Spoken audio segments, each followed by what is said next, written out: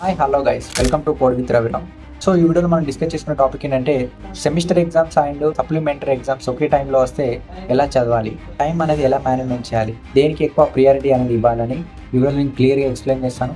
Skip చేయకుండా ఈ video అయితే లాస్ట్ వరకు చూడండి. నాకు మెయిన్ కావాల్సింది ఏంటంటే like, comment, subscribe. So late చేయకుండా మన వీడియో అయితే స్టార్ట్ చేసేద్దాం.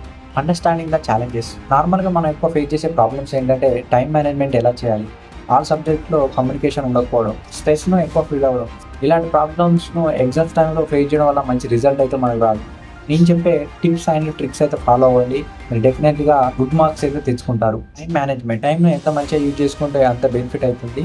కరెక్ట్ టైం టేబుల్ ఒక ప్లాన్ అయితే వేసుకోండి. సప్లిమెంటరీ ఎగ్జామ్స్ ఎప్పుడు చదవాలి, సెమిస్టర్ ఎగ్జామ్స్ ఎప్పుడు చదవాలని ఒక ప్లాన్ అయితే వేసుకోండి. ఎందుకంటే ఇలా ప్లాన్ వేసుకోవడం వల్ల ఎప్పుడు చదవాలనే ఒక కాన్సెప్ట్ అయితే ఉంటుంది మీకు.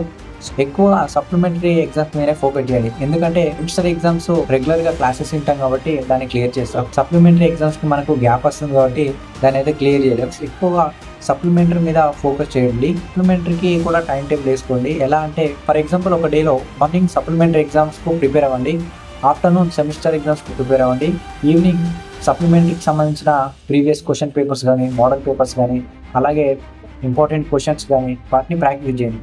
సప్లిమెంటరీ ఎగ్జామ్స్, సెమిస్టర్ ఎగ్జామ్స్ ఇంకొక 2-3 days ఉండగా స్టార్ట్ చేయండి. డైలీ ఇలా ప్రాక్టీస్ చేయండి. మీరు డెఫినెట్లీగా సప్లిమెంటరీ అండ్ సెమిస్టర్లో గుడ్ మార్క్స్ తెచ్చుకుంటారు. ఇలా చదవాలంటే పోమోడోరో టెక్నిక్ అయితే యూజ్ చేయండి. మీరు ఒకవేళ 20-30 minutes ఒక టాపిక్ చదవాలంటే 5 minutes రెస్ట్ తీసుకోండి. ఆ టాపిక్ అనేది మీకు క్లియర్గా అర్థమవుతుంది. మీరు చదువుకున్నది ఒకవేళ మీకు అర్థం కాకపోతే యూట్యూబ్ లాంటి రిసోర్సెస్ యూజ్ చేసుకోండి. మీరు ఎలాంటి క్వశ్చన్స్ అడిగినా వితిన్ 2 seconds మీకు ఆన్సర్ ఇస్తుంది.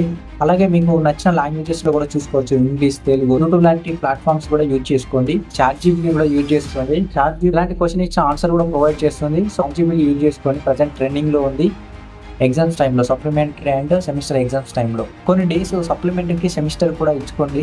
సప్లిమెంటరీ ఇన్ని డేస్లో చదవాలి, సెమిస్టర్ని ఇన్ని డేస్లో చదవాలని ఒక క్లియర్ ప్లాన్ అయితే వేసుకోండి.